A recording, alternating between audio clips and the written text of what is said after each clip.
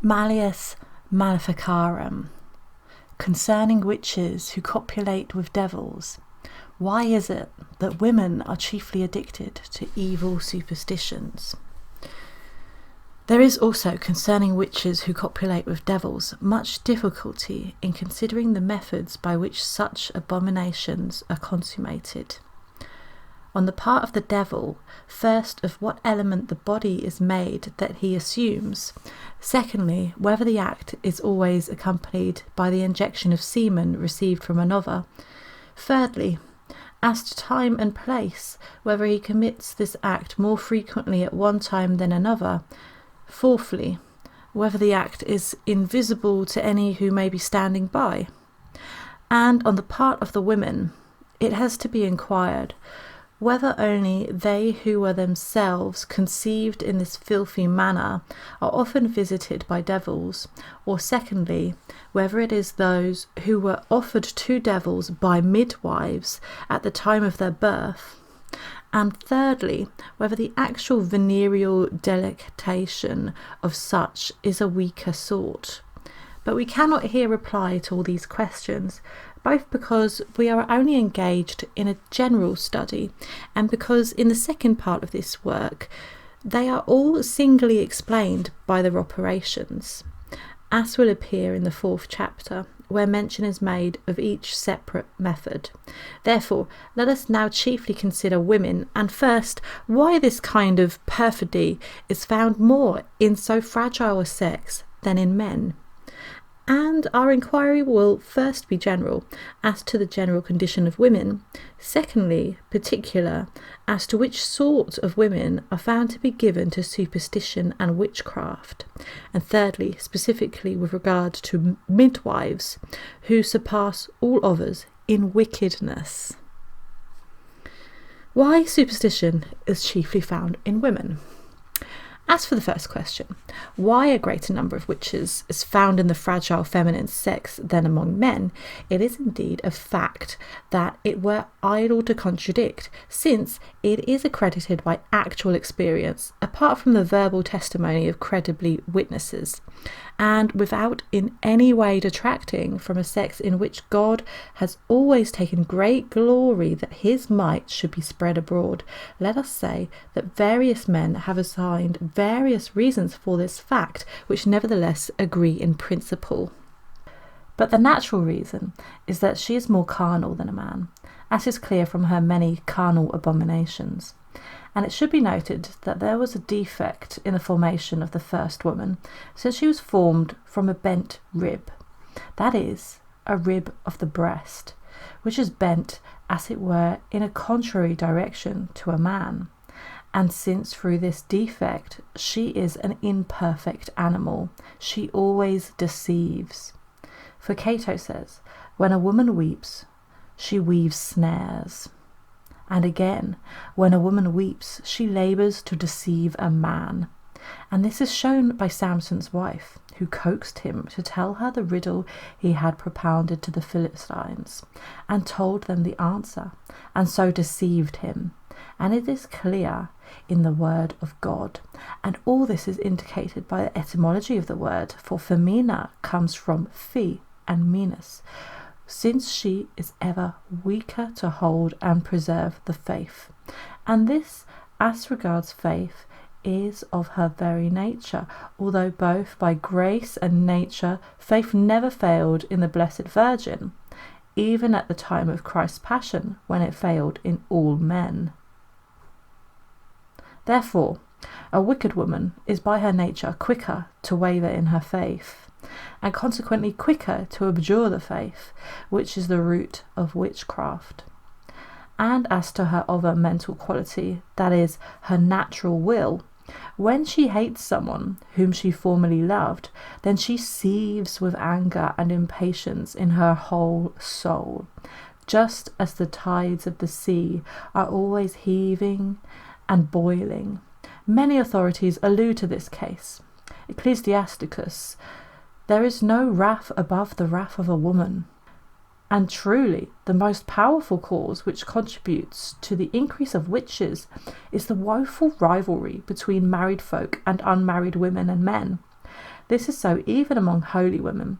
So what must it be among the others? For you see in Genesis how impatient and envious Sarah was of Hagar when she conceived, how jealous Rachel was of Leah because she had no children, and how Miriam murmured and spoke ill of Moses, and was therefore stricken with leprosy, and how Martha was jealous of Mary Magdalene, because she was busy and Mary was sitting down.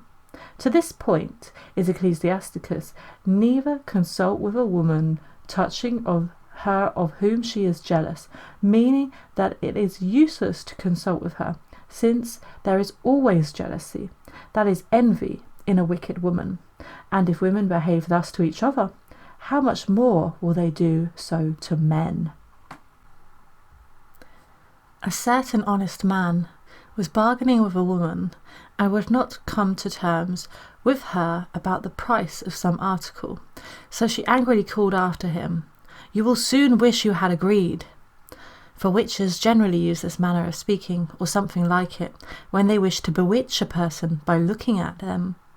Then he, not unreasonably being angry with her, looked over his shoulder to see with what intention she had uttered those words, and behold, he was suddenly bewitched, so that his mouth was stretched sideways as far as his ears in a horrible deformity, and he could not draw it back, but remained so deformed for a long time. But what we are to consider now is what action the judge should take, and how he should proceed to question the accused with a view of extorting the truth from her, so that sentence of death may finally be passed upon her.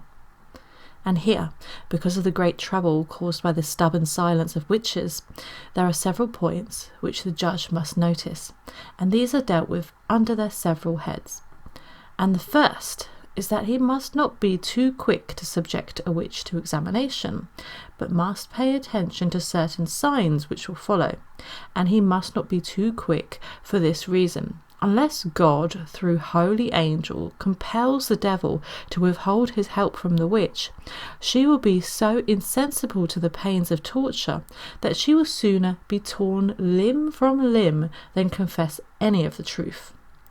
But the torture is not to be neglected for this reason, for they are not all equally endowed with this power, and also the devil sometimes of his own will permits them to confess their crimes without being compelled by a holy angel.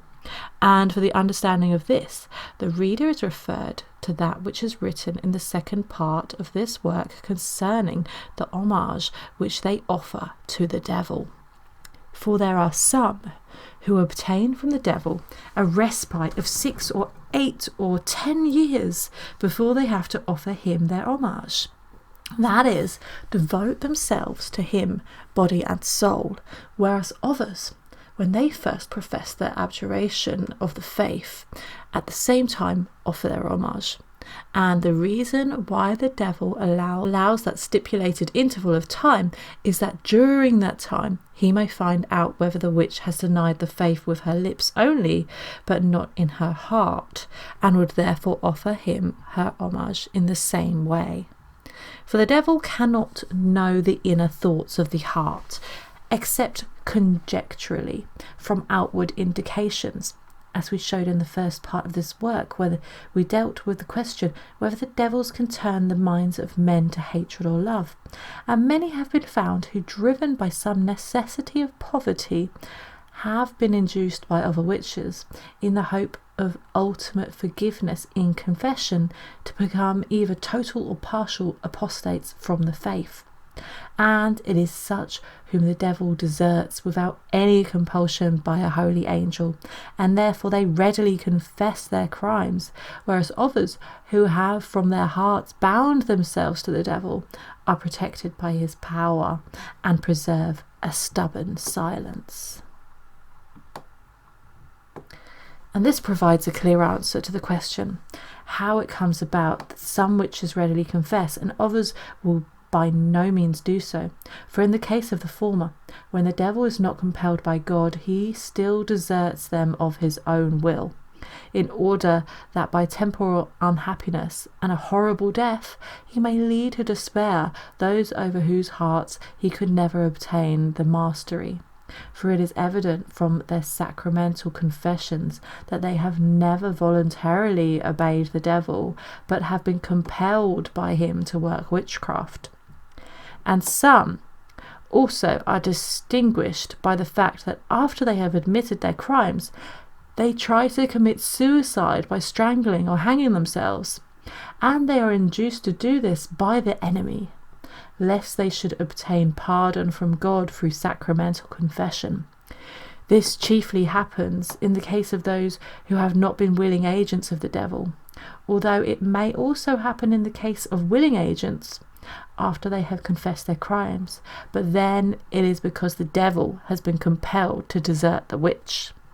In conclusion, we may say that it is as difficult or more difficult to compel a witch to tell the truth as it is to exorcise a person possessed by the devil. Therefore, the judge ought not to be too willingly or ready to proceed to such examinations unless, as has been said, the death penalty is involved.